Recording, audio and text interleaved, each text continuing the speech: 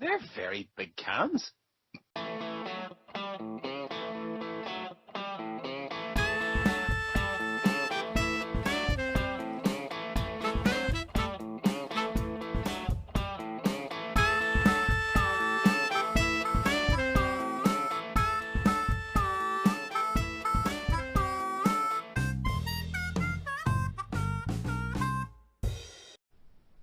Hello, welcome to another episode of the Movie Chef podcast where we make a meal out of movies. We are bringing you a special chef special this Sunday. But first of all, let me introduce the Wurzel to my gummidge, the man in the garage, the hermit himself, Cormac Daddy. How are you doing? Are you well? I am. I'm not well. I was playing Rocket League till 2:30 this morning. Was getting drunk. And having my 10-year-old son watch over me. Yeah, so yeah, I'm not well. No, I think you're not well on many levels when you start to think, well, hang on a second, I'm physically not well. And I also have an issue with having 10-year-olds put me to bed on a night because I get so drunk. Let's get it clear. You didn't put anybody to bed. When I drink, I don't ever show symptoms of alcohol. I'm perfectly sober. I only feel really bad the next day. But your good lady has educated him in how to put you in the recovery position numerous times. Well, it's useful. You know, it's useful. Yeah. We do this so Daddy doesn't choke on his own vomit. That's right, Ernie. Two skulls. I've never had that issue. I've never had that issue with alcohol. I've never really puked that much. I have. I'm not. Rachel does. I don't. But whatever. There you go. Yes, I'm not well. The worst. I think the worst. Oh, here we go. Let's talk about vomiting for the first episode. I was trying to segue away from vomit. I know I brought it up.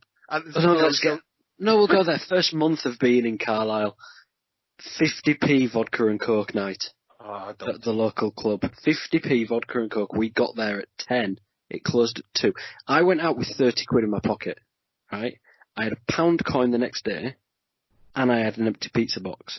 The rest I spent on 50p vodka and coke. I believe somebody described it as a fountain onto the bouncer's shoes. But do you remember? Well, I think it was the Students' Union that we were at. Page? No, yeah, the other one. It was Students' Union, and if you remember correctly, we knew a couple of the bouncers, we knew a couple of the bar staff as well. Yeah. And yeah, so 50p, you know, for a shot is very, very, very liberal. You know, it was 50p for probably about 3 shots worth or 4 shots worth. And my bill at the time was gin. And yeah. These people did not use pouring fountains or measures. This was a students' union. It was literally, there's a bottle of booze behind the counter. You slide 50 pence across. And sorry, we didn't go to school, we didn't go to university in the 1950s. It wasn't like 2 guilders and a 50 pence piece. This was 2002, 2003, so 50 pence.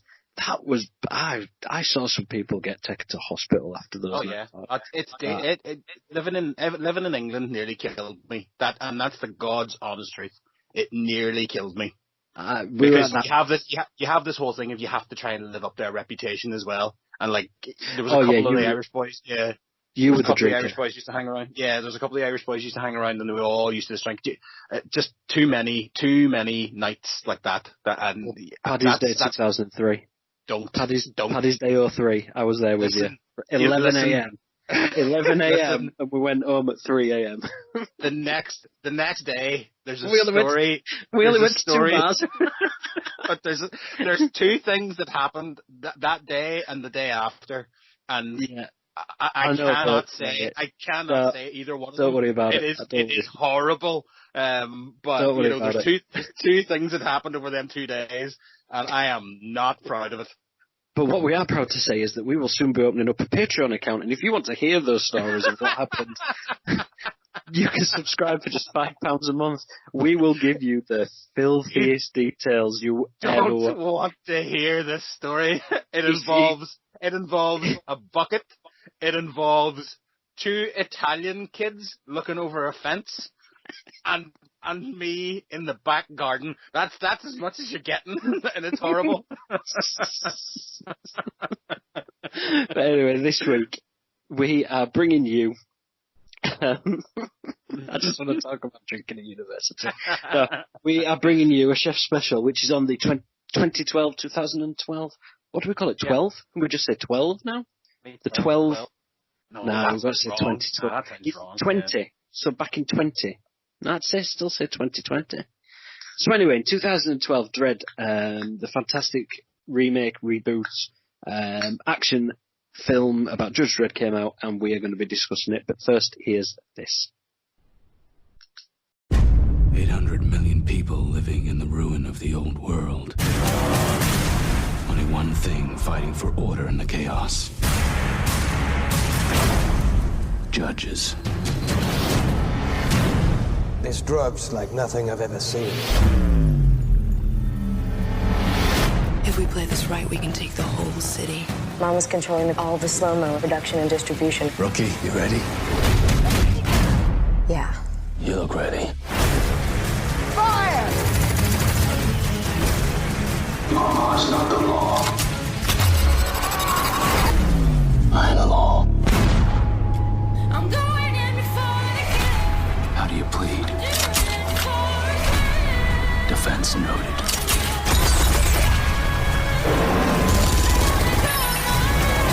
Dredd 3D. Perps were uncooperative. Rated R. In theaters September 21st. So Judge Dredd... It's a very difficult... Maybe if you didn't have a mouthful of Captain. That came out wrong. No, it came out exactly right. I'm sorry, I had a mouthful of the Captain. So this week's Chef Special is looking at Judge Dredd, or namely Dredd, the 2012 high-octane action 3D masterpiece, I would borderline say, that came out. Yeah. We're going to be looking at it today, and obviously we're going to be talking spoilers throughout. If you haven't seen this by now, shame on you. But please pick it up on Blu-ray. Go and watch it before you listen to the rest of the podcast, because we will be spoiling some stuff at some point. Judge Dredd, just a quick recap then. This, Cormac, you are quite up on the comic books, 2000 AD, Judge Dredd. They are your thing. You actually buy them and read them and actually know stuff about them. Me, I know the films and I know whatever Wikipedia tells me. That's about it for Judge Dredd for me. So from what I've got from this, we've got an irradiated Earth where the major cities have all been grouped together in megacities. These house billions of people that spread, in particular megacity one that we're talking about, spreads from Montreal all the way down to sort of Miami, Florida. So it's a vast, condensed, claustrophobic city that are policed by judges. Now, these judges are the law enforcement. They are exactly that. They are judge, jury, and executioner.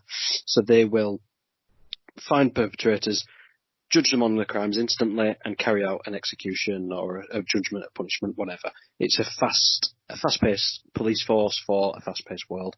The action kicks off when a homicide gets reported in the Peach Trees Tower block. 70,000 people within that one tower block we're talking. So you're talking about the stuff. This is a city within... 75,000. Sorry, a few must have gone to work by the time I've said that. And it focuses on Mama and her gang, who are looking to churn out this slow-mo drug onto the streets, and when a homicide calls in, basically Dredd and his new rookie have a fight for survival. That's about it. Well, you missed the start. You missed the entire start of it, where you're introduced to Dredd, and then it's the car chase with the guys in the van. That's basically the concept of Judge Dredd and the concept of the story of what's going on first. But it's Dredd, Paul. It's Dredd, not Judge Dredd. All right. I was talking about the character, introducing Judge Dredd, the comic book. Wow, you are Nancy when you've got a hangover. No. Wow. Whoa. He said he didn't have any physical symptoms of alcohol. I'm finding one. I am a fucking delight every minute of the day. It doesn't matter what. Surliness is a symptom, sir. Surliness is a symptom, and it is not tolerated in this group. This is a good podcast. Yes, you got it right. You got it right. I mean, obviously, Judge Dredd came out in '95, and there wasn't a lot of love for Judge Dredd at the time when it came out. So I think that everybody kind of just thought that it was just the nail in the coffin for, that kind of a comic book movie or something like that there. There was director and star didn't get on. They wanted two different things. The director wanted dark. Stallone wanted, nice and fluffy and lots more comedy than action and stuff like that there. So it just seemed that Dredd would be put on the back burner, as a movie. And, well, it has really. So that pretty much kiboshed getting anything done for another, it was 17 years later that this came out. And there's one thing that I want to sort of say right from the beginning. Yes, this is very similar to the film The Raid that came out. Almost that the storylines are pretty much identical. Well, they came out around the same time as well, though. You know what I mean? The Raid came out about 3 or 4 months beforehand. And I really do believe it is just a case of bad luck. I don't think anybody was sat nicking story ideas. Yeah, but these things happen all the time. Deep Impact, Armageddon, the White House volcano. Yeah, that White House falling and then Angel falling. That kind of stuff happens all the time. And it's you know what? It probably is a wee bit of, I heard this movie was getting made. Let's make it like this. And then somebody else goes, I hear they're making a movie like that. So let's make a movie kind of like that, but a wee bit different. But I've seen both movies, and both movies are tremendous on their own. Absolutely, and the concept of Die Hard, Die Hard in a tower block or whatever you want to call it, has been done. It's not. I don't think it's been done as good as this for a long time. No, no, not at all. When it comes to the story, now I want to talk about the story straight off. So, in terms of the story, what has done it really well, and what is a big positive for this film, is the fact that it is a very linear story. There's no subplots, there's no romances, there's definitely no Rob Schneider comic relief to draw your attention with. This is raw action from start to end, and it absolutely benefits from it. But it's one of those things as well that this is what Judge Dredd, this is what the comic strip and the comic books and the 2000 AD Judge Dredd was exactly like. There was very little emotion. It was hard to tell, if Judge Dredd was actually a good guy or a bad guy, because his summary judgment sometimes of people, was just ridiculous. And it kind of showed that a wee bit when, the homeless guy outside Peachtree's, don't be here, blah, blah, blah. That was the whole way through, the comics for Judge Dredd. The one thing that I did read about Judge Dredd as well is that there was ambiguity as to what race Judge Dredd was even in the comic books. Some of the artists, obviously because they switched artists and stuff like that there a lot. If you've ever seen a Judge Dredd comic, there's probably about 6 episodes where it'll be the same judge, and then the next episode it'll be a different looking judge, and then the next time it'll be something completely different, because they always just shopped it out to different artists. Right, so they're just using their own interpretation. Yeah, so when it was like at the start, obviously it was black and white in 1977, so they kind of left it up to the artists, to decide what nationality or what race Judge Dredd was, because that was the whole point. That's the whole point of the big thing, Judge Dredd and Dredd. Stallone took his helmet off. Carl Urban said that he didn't want the helmet to come off, and everybody agreed with him because it never came off in the comic books. And the reason why was because it hides the judge's appearance, so no retribution can come back. Apparently didn't even take it off between takes as well. Stayed in character. No, I'm not saying stayed in character, but it was very, monotone, grumps, and apparently he was quite intimidating on set. I read it, I think it was Empire, I read it online, I was Googling. Of course you read it in Empire. It's always Empire. Empire's my go-to. Carl Urban then. Mm-hmm. So, as a Judge Dredd, what do you make of him? Brilliant. It's emotionless. That's what you want in Judge Dredd. That's what the first movie, didn't get right. The whole point of Dredd is he's emotionless. You don't know if he's good or bad. He literally is one tone, and that is, he's the law. That is it. You follow the law. His catchphrase is, "I am the law." He is not about grey areas. You have either broken the law or you haven't. And the law will be acted upon you. It doesn't matter who you are, where you are, what you've done, where you're going. He is the law, and he is that black and white. I love the casting of it, straight off. I love the fact that he's not vain about having to take his helmet off. I think that would have played a big part in it. And I suppose if you'd have gone for a bigger star, you could have risked taking the helmet off and ruining this film for a whole bunch of people that put the faith in it. Again, all over again, and do the same fucking cycle that's happened with Stallone. See, I've got this Judge Dredd as Dirty Harry meets RoboCop. Well, funny you should say that. The reason why the Judge Dredd scripts have been flying around Hollywood since early 80s, and the reason why it took the 95 to make Judge Dredd was because of RoboCop. RoboCop was, John Wagner, the creator, basically, thought, what's the point? We already have a Judge Dredd, and he's RoboCop. So why would you just saturate the market with a movie like that? Okay. No, I got that feeling that this character, especially the way Carl Urban portrays him, it's Dirty Harry. It's this gruff, no nonsense cop on the streets, experienced, etc. But that RoboCop is still very robotic. He is very binary, ones and zeros. This is right, this is wrong. I will enact the law. So I got that feeling from him. If that's what they were absolutely right, and the reason why I probably love that portrayal so much is because I thought it could have been one that could have descended into becoming too robotic. The amount of grief that people like, I've just forgotten his bastard name, but basically, you get a lot of actors. Keanu Reeves, to a certain point, at one point, was being criticised for being too robotic, too emotionless. And it could have been that. It could have been trying to pass himself off as a Terminator, as a RoboCop. And he wasn't. There was still that human element to him. And there was still that sort of, he wasn't sort of coming out with catchphrases and things like that, but there was still a human side to it. But it was plot. I think that's, again, I'll keep harking back to the comics. The reason why I loved Dredd 2012 so much was simply because it was not completely faithful, but it was as faithful as a representation of Judge Dredd that you're ever going to get. It's mindlessly violent. There's not a lot of emotion. No, there's zero emotion, from Dredd. There's disdain for pretty much everybody that he speaks to, even if they're an authority figure, to him. Doesn't matter if you're male, doesn't matter if you're female, black, white, doesn't matter to him. His one singular objective is to abide by the law.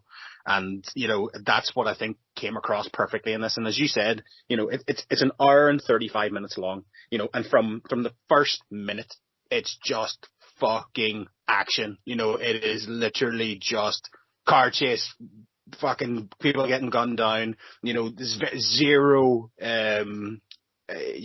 thought for life whatsoever. And that it kind of portrays the comics, really well. There's different story arcs in Dredd.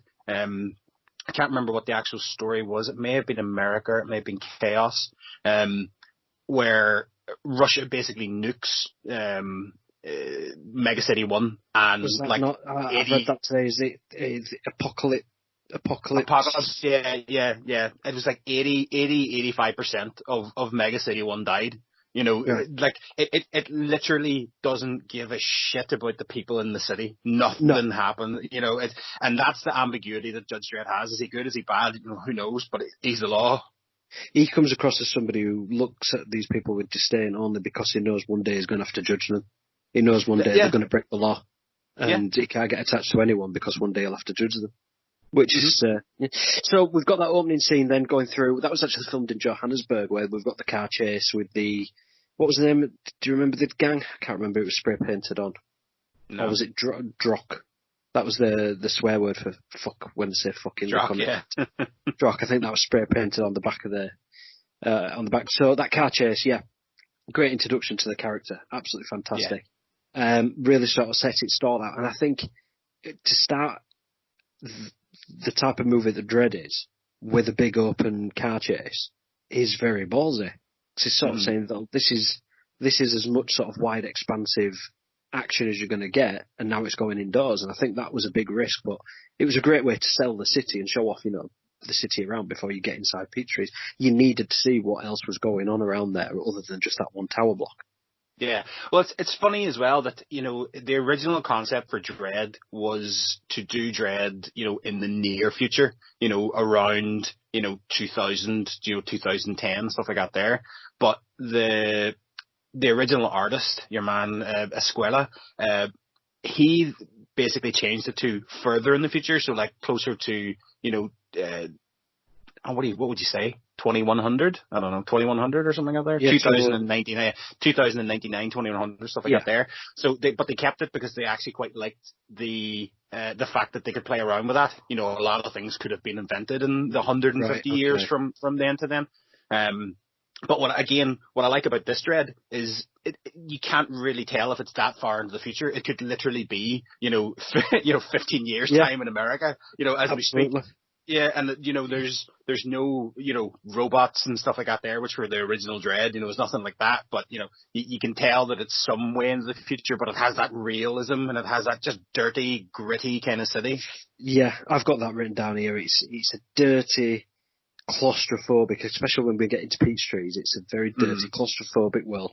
It's very sweaty and grimy. It's like, it just doesn't seem like a very nice place to be. And I'm not saying that Johannesburg's great for that, but you can tell that kind of, the atmosphere around, the weather, the heat, the mugginess, the humidity, it's all sort of descended on set, and you can really sort of feel it sort of baked in. It doesn't feel like this is just some cheap action set piece before you get into the main. It really feels part of the whole, and that's absolutely to its credit. So when he meets up with his rookie, then he's got a rookie as a partner for the day. Olivia Thirlby, who plays Anderson, she's a mutant. What can you tell us about mutants in 2000? They aren't liked in the Judge Dredd world. A lot of them are kind of forced into the wastelands. They're not really looked upon. That's kind of where you get that whole kind of Dredd, kind of a wee bit disdainful of her. You generally don't know if he doesn't like her. He doesn't like her because she's a mutant, or he doesn't like her because she's a fucking human being. Because that's Dredd's fucking that. Who does he like? It doesn't. In the comic books, he had a robot butler who he hated. He has a niece. He had a brother, Rico. He was in the original movie. But like he didn't particularly like any of them either. The only one he had Rico's daughter, Vienna, was the only kind of one who in the comic book seemed to get any kind of love from him, whatsoever. Right, okay. But Anderson was in the comics. Anderson, she is a telepath in the comics as well. And she has a great arc in the Judge Death series. Which I'm not going to spoil, but it's a great arc. But Olivia Thirlby, I think, was absolutely amazing. She played the part very, very well. Rookie, but you can tell that she has that kind of judge sensibility. And she's very much the outsider. She's the one that we're going into this story looking through. She's not the experienced cop. She's new to all this. It's her first day on the job. How many of these films happen where it's somebody's first day on the job? Oh, Christ. That's the way it goes. I always got from watching these two are very much compassion versus judgment. Mm-hmm. So she is still very much human. She's still very much thinking, even though she's a mutant and can be classed almost away from being human, as some people I think do in the film. She's very compassionate. She's thinking about both sides. She's thinking about what should do with the homeless guy, for example. And the police instinct takes over, but she's still got that element of humanity to her, which Dredd doesn't have. And I think that balance is what makes this film, is what makes me want these two to make it out alive, because they actually pair with each other very well. Mm-hmm. Yeah. Well, I think when you go into Peachtree's, the reason obviously they get into Peachtree's is the drug dealers have been skinned and thrown off the fucking roof. That to me is just why this film is brilliant, because it's just needless violence, needless gore. It's just like bang, there you go. Dredd lifts up the fucking the tarp, and the guy's head is just completely crushed, and you can see his brain is coming out and it's turned to goo, and it's like holy fuck, that's gross. Yeah, it's pulp gritty comic books. You know, it's the sort of, you imagine this is the bootleg version. You know, you've had the family friendly Stallone one. Now let's see the one we're not supposed to see. It's very dark, and they use it very well. I wanted to talk about slow-mo, and that came into one of the first set pieces that you just mentioned there. So I saw this in 3D in the cinema. I saw it on my something or other. Yeah, I saw it in 3D in Gateshead. And it, without a doubt, the best use of 3D any film I've seen. Bar maybe some of the kids' cartoon ones, but in a mainstream live-action film, the best use of 3D. They filmed it with 3D cameras, and the thing for me about 3D is not about shit flying out of the screen and you having to duck and dodge. It's about depth and it's about immersion. Well, the two ways this used it used depth to show you how big Mega City 1 really was in terms of the vast open expanses. And the immersion is when she gives them the hit of slow-mo and pushes them off.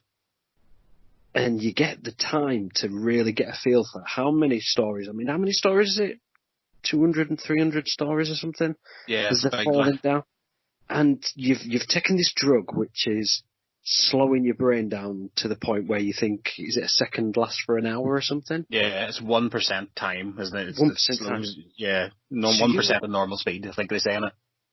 And to get pushed out of the window, to get pushed off the balcony, and just seeing being immersed in that shot, and all the other slow-mo shots as well, slow-mo drug shots, where they're taking them out in different flats and things. The gore of the bullets coming through stomachs and sides of faces getting ripped off. Yeah. The 3D really did add to it, and I think I just wanted 3D gets a lot of shit for just being a gimmick. In this, it really did add to it, very much so.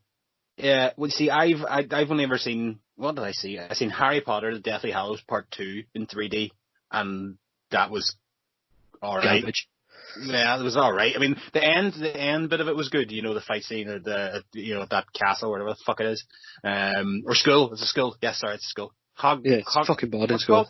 Hoggle? No, what's it called? Hogwarts. I was about to say Hoggle. You're from fucking... Hoggle. He's from Labyrinth. That's 12 episodes ago, mate. Yeah, I know. But, you know, see, now that you say that, it kind of makes sense, because there was a few of the slow-mo scenes that started to annoy me. Now, there was a couple of them that were fucking awesome. When they bust into that room and, you know, they shoot the guy and the guy's face explodes, and, you know, the bullet going through the big fat guy's belly, you know, with a fucking tattoo. That was cool as fuck. You know, but the kind of, you know, the introduction to Mama, near enough the start, the minute slow-mo of Lena Headey in the bath, you know. In the bath. That it kind of just went on a wee bit, and I was like, why is it going on? But now you say that it's 3D, it pops into my head, I'm like, well, of course they needed these fucking scenes because it's 3D. Yeah, and I'd hate for it to be those scenes were only in it for the 3D. It definitely was. Oh yeah, absolutely. Some of them were. No, I think some of them were. I think some of the action scenes you could have kept that way, and they'd have still done it with slow-mo, you know, the special effects they use, and it would have looked impressive. But it always gets for me with 3D films how they always linger on it, and I think with this I appreciated it in 3D. So I'm just saying, seeing the other side of the coin. There's some films that are, you know, an hour 40 long. And if you just chopped them back of all the needless, lingering shots of somebody in a bath or some big, wide open vista, you can easily top 10 minutes, 15 minutes just by cutting out all this. 100%. Zack Snyder, take notes. Yeah, let's look at, you know, even Hateful Eight. You know, Hateful Eight's a great movie, but do we really need an hour and a half of fucking slow-mo wagon scenes? No. You know, I watched it the other day. It lasted 8 minutes. But I watched Hateful Eight the other day, and I'd say out of the the 4 modern films he's done, that's my least favourite. I would agree. But again, that's where this movie doesn't suffer from that one of it. And you know, the great side of this Dredd movie was that it knew exactly who it was targeting. It was targeting Judge Dredd fans. So it didn't bog you down with backstory. It didn't bog you down with introducing people. You know, it didn't bog you down with that. It was, here's Dredd. There's Anderson. Now they're in the fucking in Peachtrees. There's Mama. She's a drug dealer, and it wrote itself. It just wrote itself, and you can tell why, ex, artists, Dredd artists, why ex Dredd writers, why the creator fucking likes it.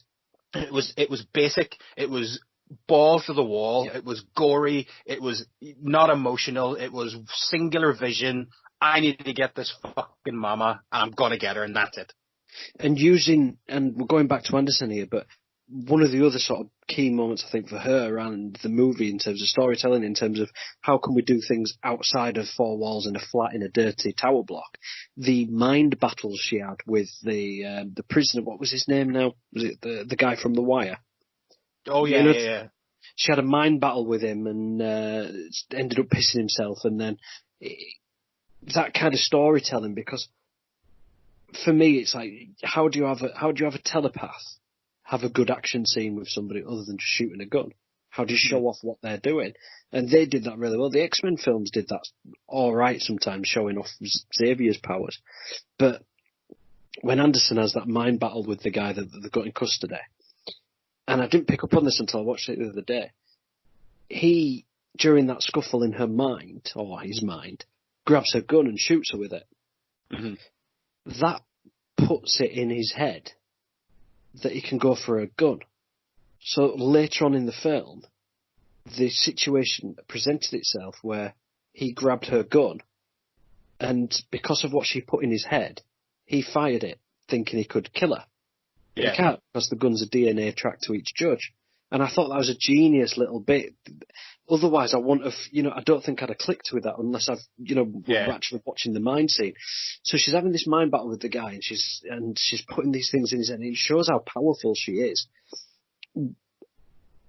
From there, you've then probably, like I say, you've probably got a good hour of just non-stop gun battle action. Yeah. I mean, that's the good thing. I mean, you get introduced to a lot of other people as well.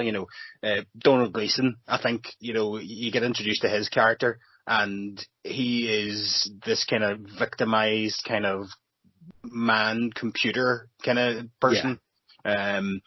I think he's a hacker, and he's the oracle of the building. He runs the building. He adds so much to the character, to the movie as well. That even he's been victimized by everything, but I really enjoyed his character. Like, I really enjoyed his character. He is a victim of abuse. He's very much a victim of abuse, and it's inverting those expectations of characters on the head. You don't expect the woman to be the most feared member of that gang. She holds that's where she is violent, she is vicious. So it is, like I say, it's subverting those expectations of what you expect the subordinates to be against the gang leader. And it takes, without Lena Headey in that role, I think if you'd have got another actress who... But she's awesome as well. Like, she's awesome as well. Like, she is very much an action. Regardless of what she did in Game of Thrones, she's very much, she does a lot of action films. She can handle herself. You get the feeling that if anybody was going to be a gang leader, it would be her. Stick, what's her name? Daenerys Targaryen, Emilia Clarke. Yeah. Stick her in that role, and it would not work at all. You've got to have the right people, and this comes down to its casting. I'm going to be a little bit critical now, and you're probably not going to like this. The gun scenes, the gun battle scenes. Okay. I've seen a lot better. In terms of the direction, in terms of the camera work. Yes, there's the slow motion stuff. Yes, there's good bits that look cracking. That's video game cutscene stuff. That's music video stuff. But in terms of real capture, I was writing down some other films. The Raid, I put that anyway. Deadpool 1 and 2, John Wick, every John Wick film. Some of the Fast and Furious films, the fight scenes in those. This just didn't seem to be as creative. It was very by the books. We'll film this over here, we'll film this over. But, with Michael Bay, you get these sort of panning camera shots that swing from one side of the building. So you imagine that scene where they're shooting over from balcony to balcony. So that was amazing. No, it looked brilliant, but I just got the feeling where, with a bit more money, and a bit more time, and maybe somebody, with all due respect, I don't know whether it was Alex Garland or Pete Travis who actually directed. Who knows? No one knows. I'm not even touching that. I'll touch a wee bit on it, because obviously, Pete Travis was the director. It was written down as the director for it. But obviously something at some point happened, and nobody, I tried to delve a wee bit deeper into it. Nobody can find out, or I can't find out where it all kind of went wrong. Most people say, it went wrong in post-production, editing and stuff like that there. He wanted to go one way, and then, Lionsgate were going, no, you gotta go this way. So they kind of brought in, Alex Garland. He was the screenwriter or whatever, like, and he finished it off. Carl Urban says, Alex Garland directed the movie, and it's like, well, did he? I thought it was just post-production. Yeah, but it was like, it's funny, like, you look at these people's careers, and it's, I don't know, maybe, he went on, obviously done like Ex Machina and stuff like that there, like, which is another tremendous movie, like, amazing. Absolutely amazing.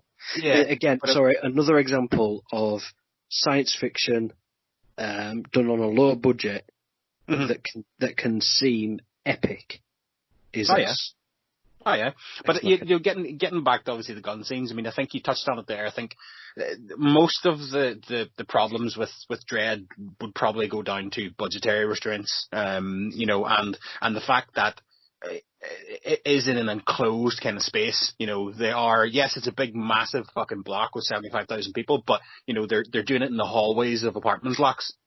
So but again, they're not going to be the most entertaining gunshots or gunfights ever, like. No, but the reason why I wanted to mention The Raid right at the beginning that Gareth Evans directed is because that, again, is a film that is an action film, martial arts, set in a tower block. And I think that was just a hell of a lot more creative. In terms of the camera work, the direction, music, I can't even remember the Raid, so I'm not going to comment, but just in terms of staging these fights in a close confined space, it just came a few months after The Raid that did the exact same thing. I think it did the action scenes better in The Raid.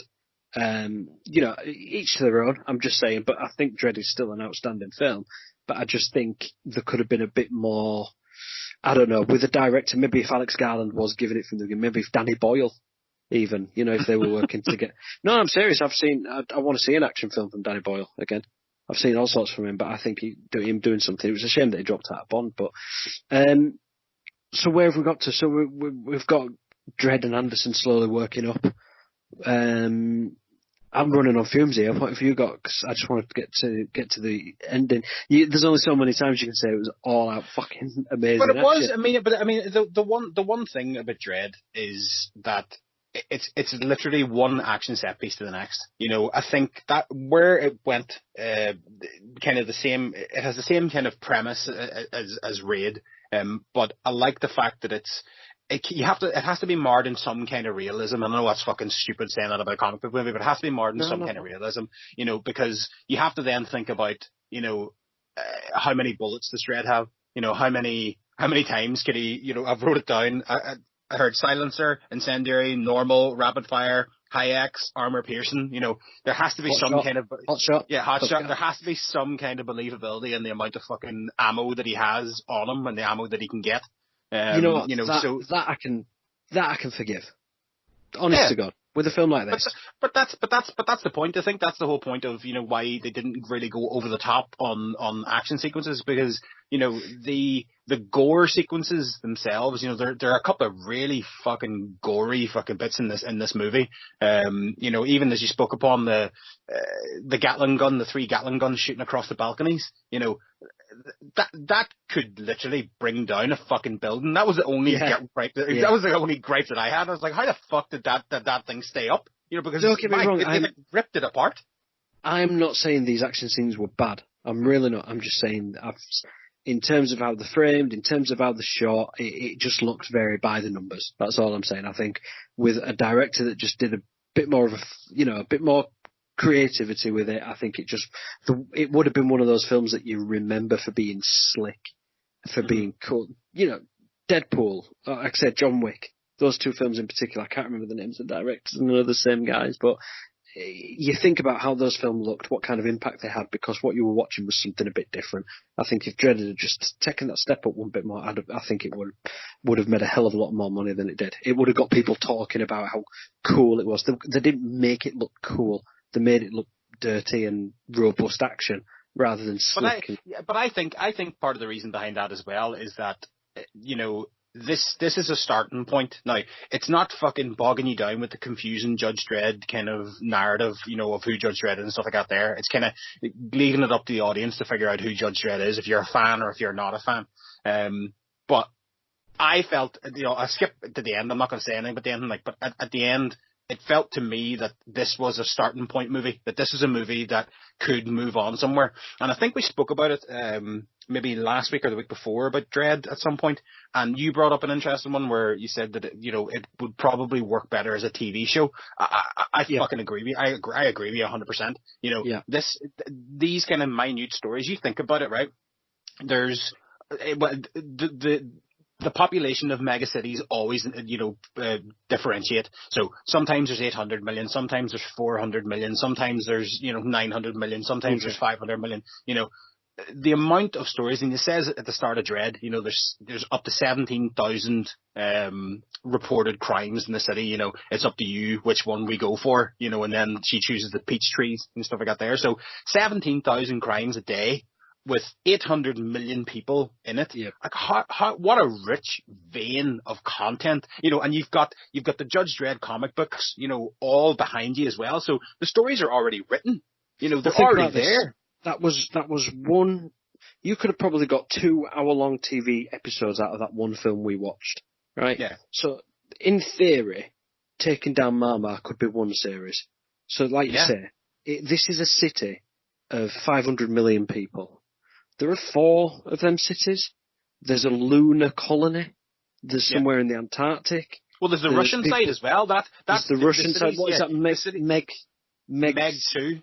Meg 2. It's kind of like you've obviously got your 3 in America, but then you've got obviously the wasteland in between, and all the fucking mutants are there. Not even talking about, the angel gangs and stuff like that there. There's so much that's in that, and it's so that I think that's why I enjoyed Dredd so much, because as you say there, they could have easily have made a series out of that. They figure out what slow-mo is, they figure out, who is supplying it, they figure out that, something's happened at Peach Trees. It's only 20 minutes from the end of the movie do you find out that it's being, produced in Peach Trees. That's kind of the, one of the reveals of it. It's not that much of a reveal, but they find out it's very neat, isn't it? It doesn't leave any. One thing I was thinking of when you were just talking there in terms of you got the Cursed Earth, you got the Peach Trees, and then you make it into a TV series. So The Mandalorian. Okay, that was 8 episodes of half an hour long. That was very much a story of take that baby from there to there and then bring it back. Something along those lines. And even that, which was 8 30-minute episodes, had one entire episode which was a side quest. Yeah. Which was go over there, find that and bring it back again. Literally, that was the go in there, come back out, stop that thing that's going to try and stop you. And it felt like even that TV show, which was huge in scope and scale and across galaxies, even that story boiled down to one guy picking one thing up and bringing it back again. And if you can do that with The Mandalorian, yes, it's got Star Wars name behind it, etc. But you could do Dredd on... Well, they were supposed to be doing one called Dredd Mega City 1. And it was announced to be released in 2020, about 3 or 4 years ago. So they've always been talking about doing it. Yeah, but it just seems like after you watch it, and you watch it the first time, and obviously you're taken away by the graphics. You're taken away by the graphic content of what happens in it. You're taken away by the performances, Karl Urban, Lena Headey, and Olivia Thirlby. But the one thing that I came out of this thinking was, what a fucking missed opportunity this is. It's 2000. It's now 2020, and they're still and ahhing about whether Judge Dredd can have a sequel. And you're like, why? Yeah, all these piece of shit fucking TV shows that are getting made by Netflix and Amazon Prime, to make fucking teenagers wank. That's literally what they're being made for. Whiny fucking bitchy teenagers talking about how their lives are fucking terrible. Let's put some fucking money behind Judge Dredd and make do one series. Do one series, and and do as you say. Choose a fucking block. There's so many blocks within Judge Dredd. There's so many characters. The content is there. The villains. Everything is there for them to do it. I'm pretty sure 2000 AD would love to get a Dredd series going because it would pick up sales and shit like that there. This film had a budget of $30 million. Mm-hmm. So I've heard stories of Game of Thrones episodes being 10 million an episode. Okay, all going into the Northern Ireland economy, Paul. What are we talking then? So in terms of how much, what sort of level of TV show I'm thinking is equivalent to what? If you can make this movie on a budget of whatever it was, 30 to 40 million, surely you could make a Dredd TV show for an entire series for probably less than that. Easily. For all the stuff that's around today, 100%. Take 5 million off because you don't need to retrofit it. You don't have to film it with 3D cameras and all that jazz. Yeah. So this with 30 million, so easily you could. Yeah. Are you trying to tell me that Carl Urban would say no to a TV series? No, he fucking wouldn't. Olivia Thirlby, she's doing fuck all. Yeah, they'd jump straight on it. Carl Urban, and it's not through the need the work, not at all, because but the cast want to do it. There's a wealth of stories to talk. You've got stories in. You could probably fill 5 series with just in Mega City 1, taking on different gangs, infiltrating the judges, judges turning on other judges. But the thing that annoys me is, with a TV show, we'll have one TV show where there'll be first series, he'll be taking on a gang in Mega City 1, introducing everybody. Then it'll be straight into Cursed Earth. Then at the end of that, there'll be a tidal wave. And then at the end, Preacher. If they can do 4 series of Preacher and get an audience for 4 seasons of Preacher, they can fucking get an audience for Judge Dredd. If they're worried that a violent, dark humor TV show comic book isn't going to sell, if you do 4 series of Preacher, you can fucking do this. But let's be honest, I will be 100% honest. I fucking loved Preacher comics. I loved them. Love Gareth Ennis. I recently watched the Preacher TV show. You've never told me how far you got in it.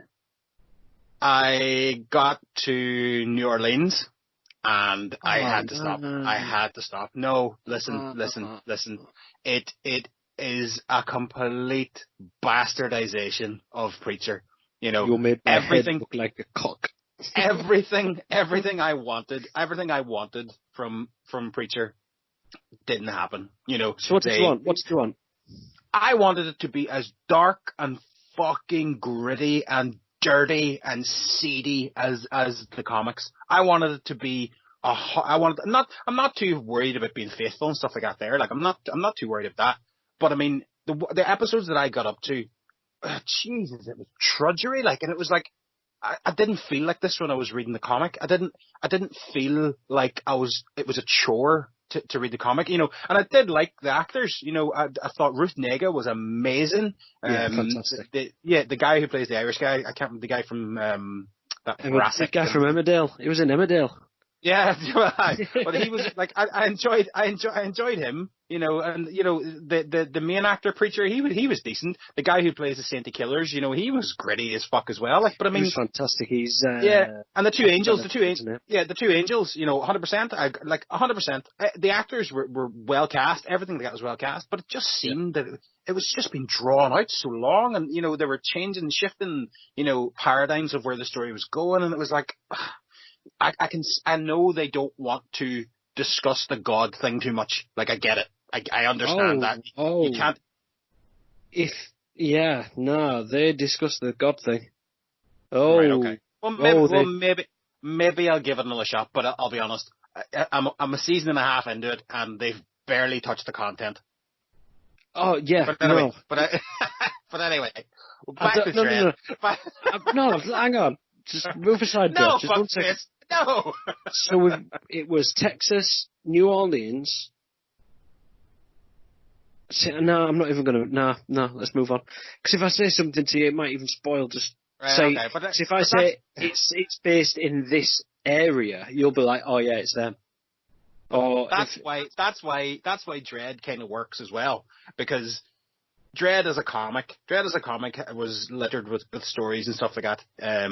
But the movie, you know, stayed true, didn't bog you down, and, you know, gave you one slice of Mega City 1. Give you one wee tiny thing, and it seems like a massive story. It seems like a massive story, but it wasn't. You know, there's 800 million stories in that city to be told. This is the perfect thing you've just that we can wrap that up on, because for me the greatest thing about this, when you think about it, the greatest the thing I love about films is when you can see when somebody's being clever. You know, you can see when somebody's had a point, and the framing of the story. It picks up a rookie. It's another rookie. For a time in the film, he doesn't even learn to use a name. He just calls her rookie. Probably because he knows that she's going to be dead soon, as all other judges are. What was life expectancy of a judge? 23 minutes or something. What was it? And every judge is dead after 4 days. Yeah. And this, the film is epic in terms of story. It's a big moment. This is a big moment for Anderson. She learns a lot about herself. She learns a lot about Dredd. Dredd learns something about himself as well. They've got, you know, they take out this big evil drug dealer that's got an entire tower block of people under control. She wants to expand, right? Right at the beginning, he says to the rookie, which do you want? And you said it yourself, 17,500 crimes a day. And she said, pick one. And she goes, peach trees. That's one tower block with 3 homicides in a city of 800 million. And we watch a story that is that, and I'm going to quote the great Oscar-worthy screenplay that is Street Fighter. To them, it was the day Judge Dredd graced your tower block.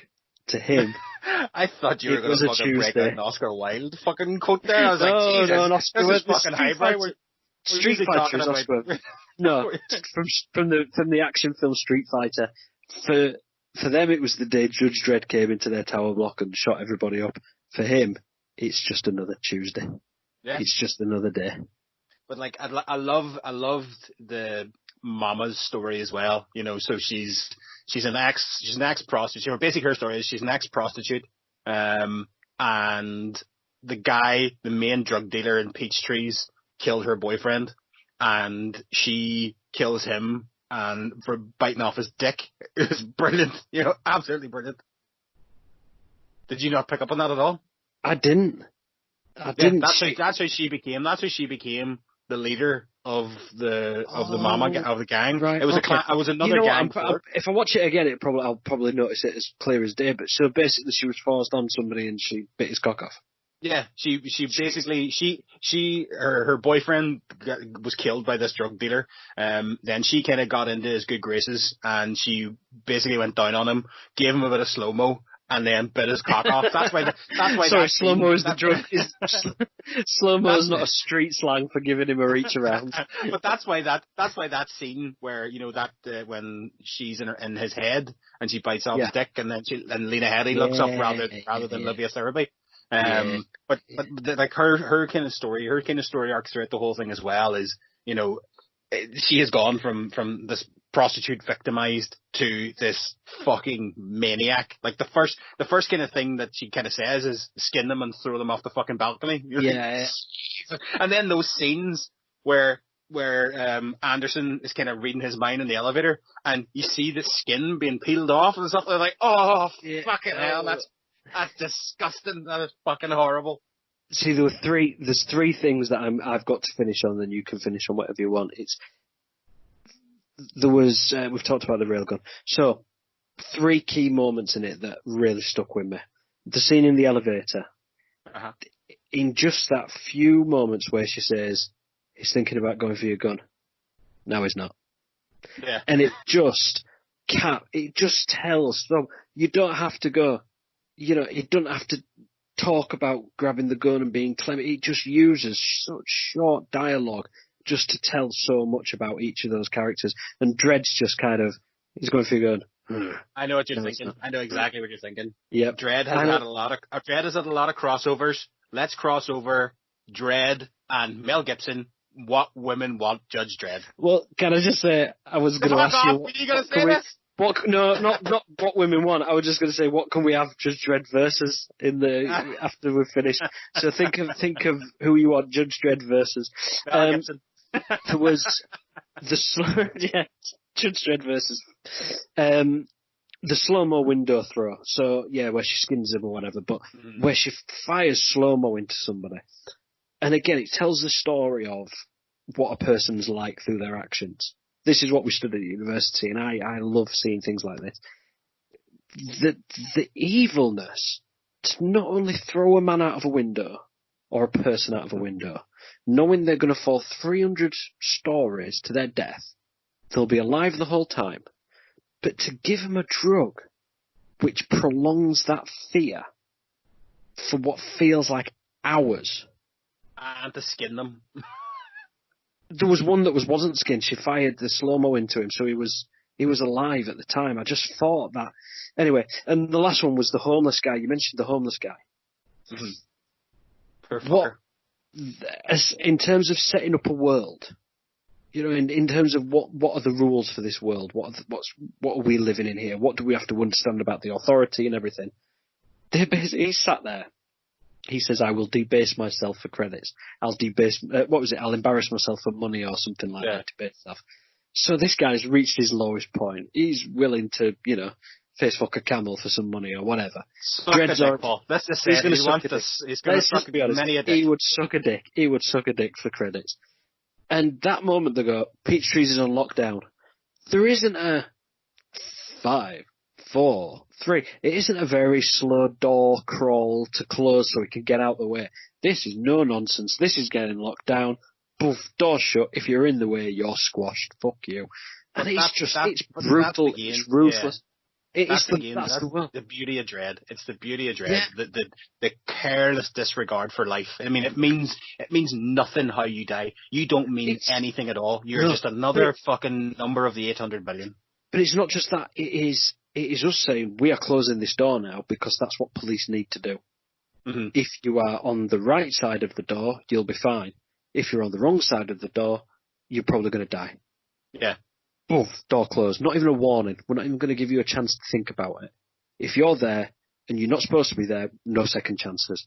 It is a cruel, unforgiving world, and I want to see more of it. 100%.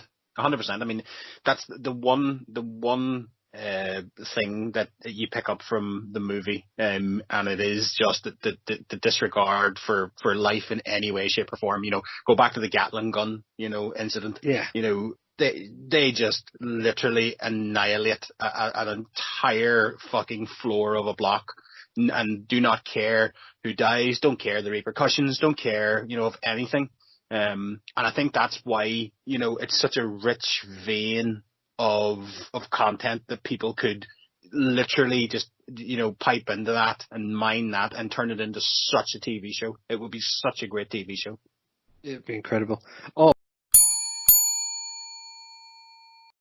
And if you haven't seen Dredd, this is your time to go see it. Please go and buy it. Is it on?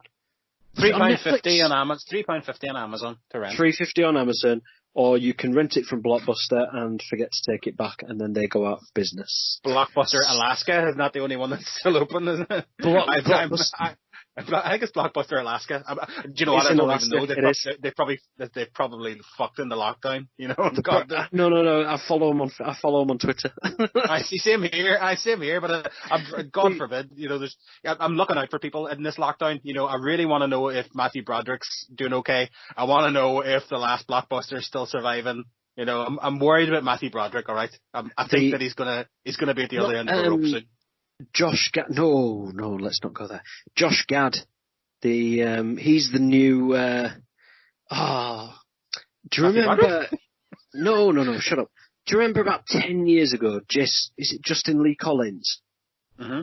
He was like the happy chappy Cornish man on telly. Where did he go? He got accused of smacking his bird around and treating her like shit. Yeah, fuck him. But up to a point, he was trying to do like celebrity reunions.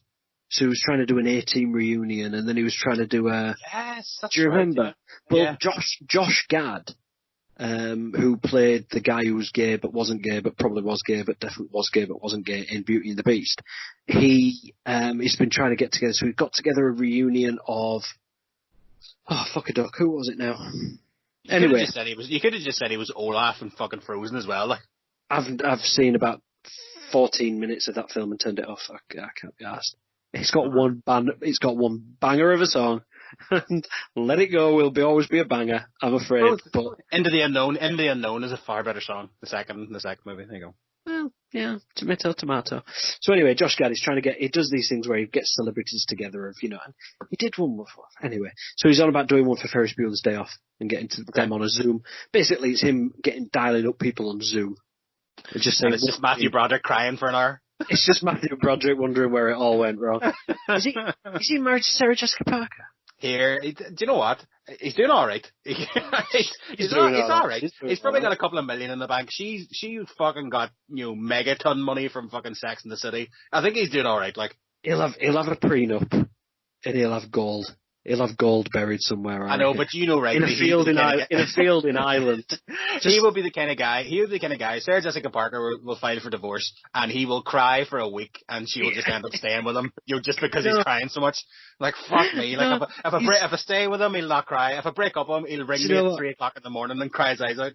I bet she'll go to divorce him saying, "Oh, this is great. We ain't got a prenup. I can go for all that Ferris Bueller money."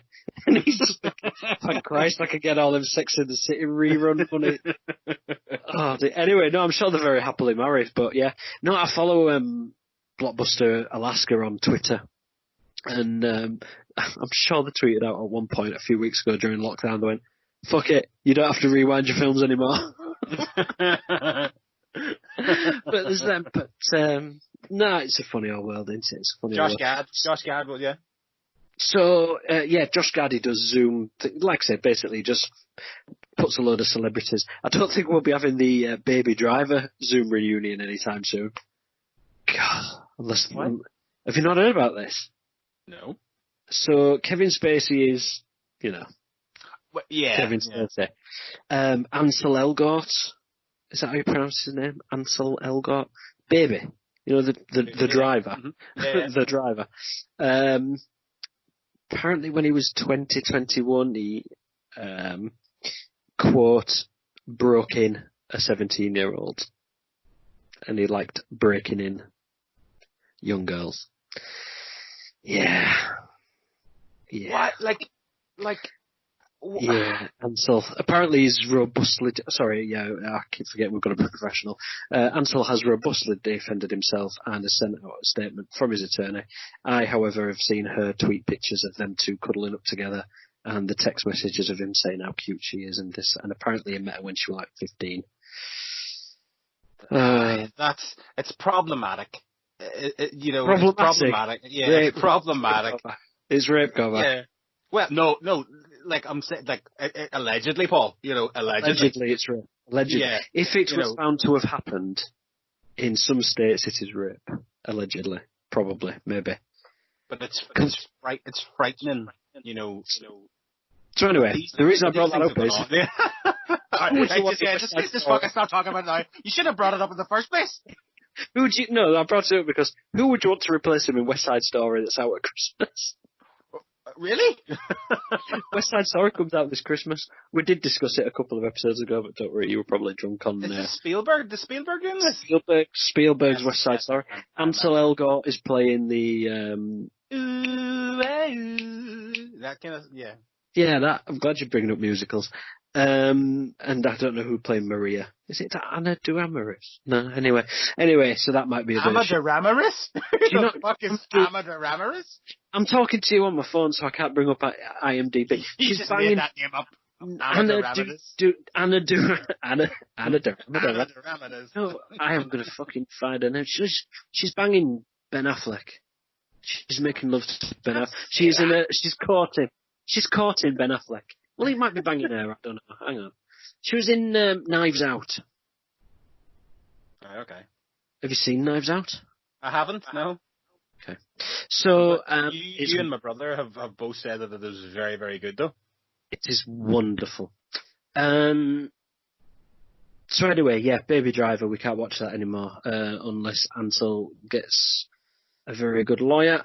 What about so Judge Dredd 2? If we're going to make a sequel, what would it be?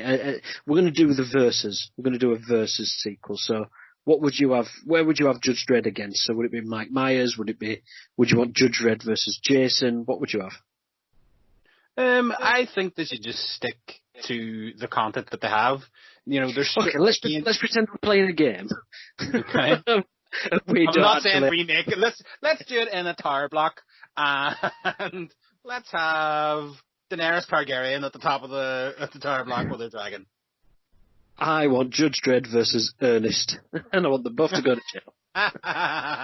Well, there was Judge Dredd versus Predator, Judge Dredd versus Alien, Judge Dredd versus Batman. What could be? It'd be interesting to enter him into. You know, he could revitalize stuff like the DC world. You know. Do you know who I wanted to make a sequel? George Miller. Okay. Imagine what he did with Mad Max Fury Road. In terms of now, give him free reign for cannibals and machines, and I'm not saying a Mad Max, you know, clone or rip-off or crossover, but I just mean, just imagine George Miller being given the free reins on an Outlander Judge Dredd film. I think that'd be fantastic, but I think it would be too much. I think it would be just fucking way too much. It would be insane. It'd be amazing. What you need to do is you need to stick with someone. You know, the reason why Dredd succeeded, obviously with critics and things like that there, and it became a cult classic, was because Alex Garland fucking loves Judge Dredd. You know, he loved Judge Dredd, and you can see that even Karl Urban, you know, loves Judge Dredd. And I'm sure there's more obviously people behind, you know, that love it. You need to find someone who loves it, and I think you have to stay British. You have to keep the British sensibility of somebody who maybe has grown up a wee bit with 2000 AD and things like that there, because that was the whole kind of maybe good thing that Judge Dredd brought in. It was a British comic based in, you know, future America, but it still had those like British sensibility kind of things in it. You know, one of the blocks was called Des O'Connor block. You know, what American would understand that? Do you know what I mean? That's why they had Abbott and Costello, wasn't it? So I think that it would be best, you know, to keep it British. You know, keep it somebody young, somebody's fucking, you know, wants to be there and wants to do it. I'd be interested to see what Andy Serkis does with Venom too. It's very interesting. Yeah, that'll be a great shout. Yeah. Okay.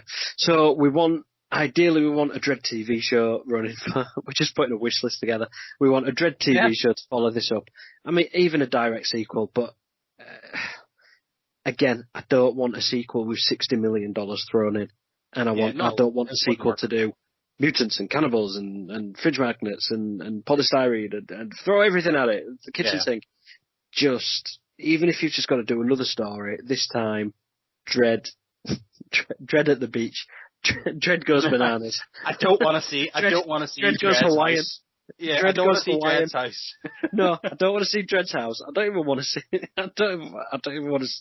I don't even want to know anything about him. I just want to go in, shoot some bad guys. Case, like a shot like Law and Order. You know, you don't fucking go see Jack McCoy fucking having a shower. You know, you don't see Jack McCoy like coming out of the house in the morning putting his fucking socks on. You know, you see Jack McCoy in fucking court, or you see Jack McCoy on the steps of a court. You know, sometimes, you know, once a series, he has to go eat something, and like a shifty lawyer will come in and do something. You know, that's what I want. I want Judge Dredd like Law and Order.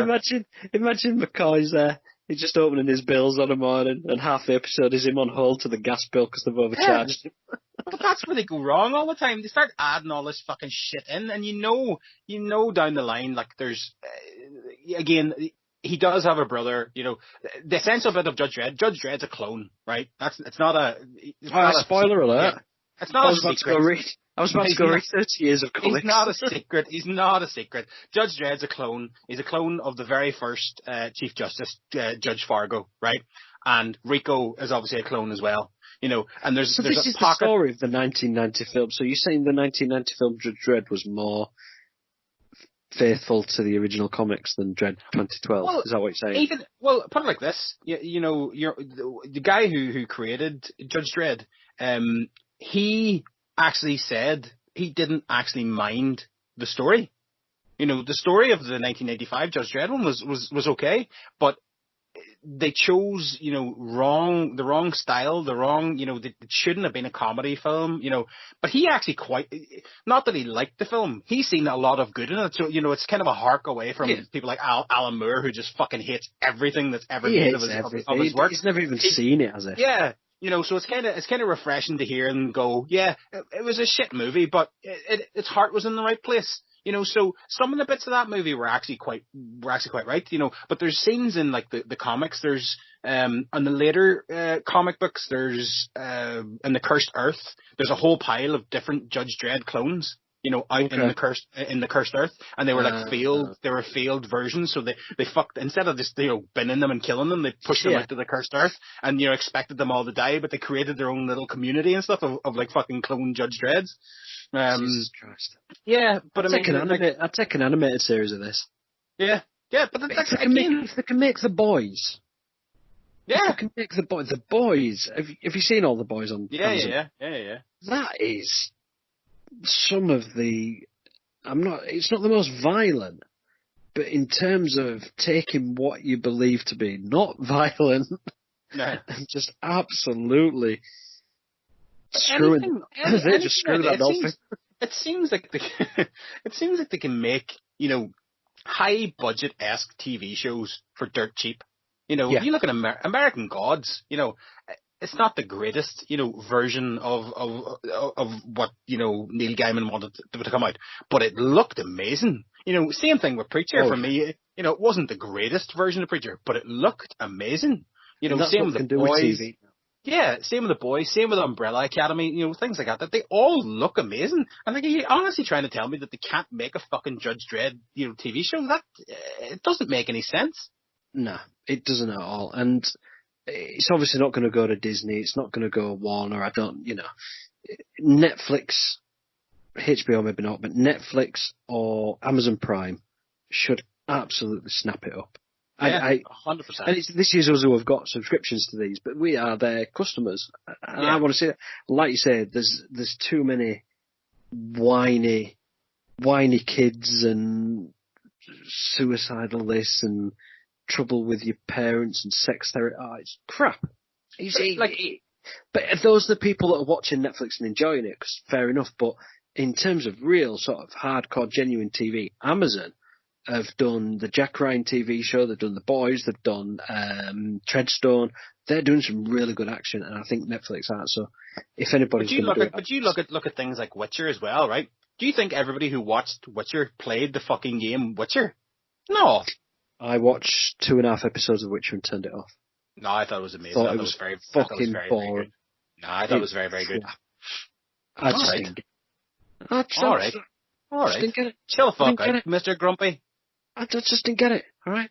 I didn't get it. Well, there you go. I might watch it again in 3 years like I always do. I've just got round to watching Lost. Now it's not cool anymore. I like the fact that when, I think it was the season before the last season of Game of Thrones, when I was trying to talk to you about Game of Thrones, no, leave it alone. I'm going to watch that in like a year's time. You're like, what the fuck do you mean you're going to watch it in a year's time? What the fuck do you mean? Like, I want to talk about it now. No, I'm gonna watch it in a year's time. At least if I don't watch something, it's because I've got other things going on. No. I'm planning to watch that in 4 years' time. We'll talk about it in 4 years, right? Okay, well, all right. No Excuse me, did we talk about it? Yeah. We did. I think we did. Yeah, at some point. I was at. I think I've mentioned this on the pod before. Me and my pal were at the midnight showing of Endgame. So this fucking, I was raging. So we're sat, and I booked my seats well in advance. So we're like row G, seat 11, bang in the middle of the screen, A seat to my left. It's midnight. I've been up all day. I've just sat through Infinity War, and we're getting ready to watch this. And there's this old bastard sat next to me, and then his two horrible spawns. Have you seen? No, they were about 30. He was about 60 next to me. It's like, have you seen Game of Thrones? No, I don't watch any of that.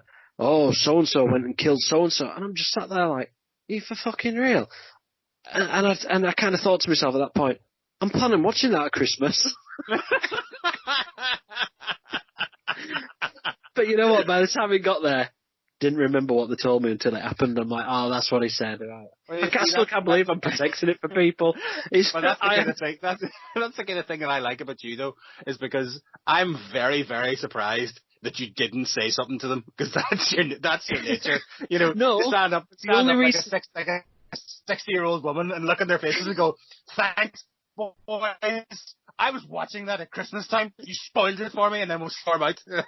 Can I just, we'll leave it at this. The only reason I actually didn't say anything is because I had to sit next to him for the next 3 hours. I just didn't want to feel uncomfortable. Right, so, got an awesome song to finish on. It's www.joe, and I think it's even, I really should write stuff down as I find it. www.joe. All right. It's Joe and Al, or John and Al, or Joe and John and Al. What a bunch. If we ever get to the point where we have to fucking advertise stuff, you know, if we're doing like fucking... So, usually Ajax bleach, wash your tiles, yeah, I think you can drink it. I haven't written down yet if you can drink it or not, so maybe don't drink the bleach. Omaha steaks, they're a big one on podcasts at the minute. Get some Omaha steaks in you. No, this, I'll tweet it out. So look, follow us on Twitter at PodMovieChef. We've got a Letterboxd account now. So all the films that we talk about and discuss, we are going to rate, and when I say we, I am going to rate and put on our Letterboxd. So everything. So if you ever wondered if there's a film we've ever discussed, go on Letterboxd, have a look back. You'll be able to see all the films and all the ratings. We don't review them because that's spoiling it. Go and watch it for yourself and enjoy it. But you can see the sort of back catalogue of everything we've discussed. Coming up now from John and Al, I think it's Lego Lamb. God, I'm terrible at this. Anyway, I'll tweet it out. It's really good. But this is the from YouTube. It's a fan-made song. It is called Dredd the Musical. So, Cormac, say goodbye. I'm going to have to go look this one up now, aren't I? I'll send it to you. Well, I obviously don't listen to the end of the podcast. You don't fucking listen past. As soon as Cormac finishes talking, he's not interested in hearing anybody else. So, this is Dredd the Musical. So, have a listen to this. Go and follow those guys on YouTube. Follow us on YouTube. Whatever his name is, Bill, John, whatever his name is. I'll tweet it out when I tweet this episode out. You'll love it. So, anything else from you, Con? No. Good. Well, here is Dredd the Musical. We are going to go debase ourselves for credits. Bye-bye. Yeah.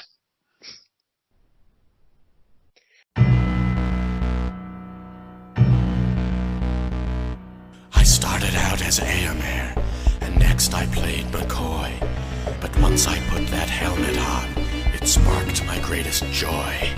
A futuristic square-jawed judge, by far my favorite role. Everyone loved me, why haven't they sent me back to the blocks to patrol? We need to make Dredd 2, it's already been too long. We are wasting the potential of this franchise and it's wrong. Make Dredd 2, it's imperative to try, or soon they'll just reboot again and cast some other guy. Mega City 1 is overflowing with scum. It's almost as bad as New Jersey. There are plenty more villains who need to be judged, and can't we do better than Cersei? We're well behind the schedule. We should be on part 3. There are follow-ups for Iron Man and Thor, so why not me? It's time to make Dredd 2. I'll never let it go. You'd already have seen it, but our grosses were too low.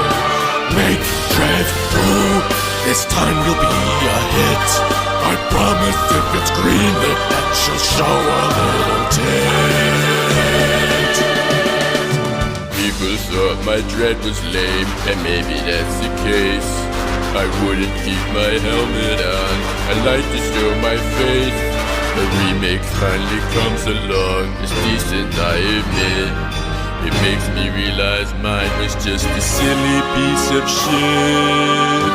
So let them make Dredd 2. It's sure to entertain. The only thing it won't have is the lovely Diane Lane. You make Dredd 2. I'm dreading Star Trek 3. So can't we make Dredd 2 instead? I'll star in it for free. Make Dredd 2. Make Dredd 2.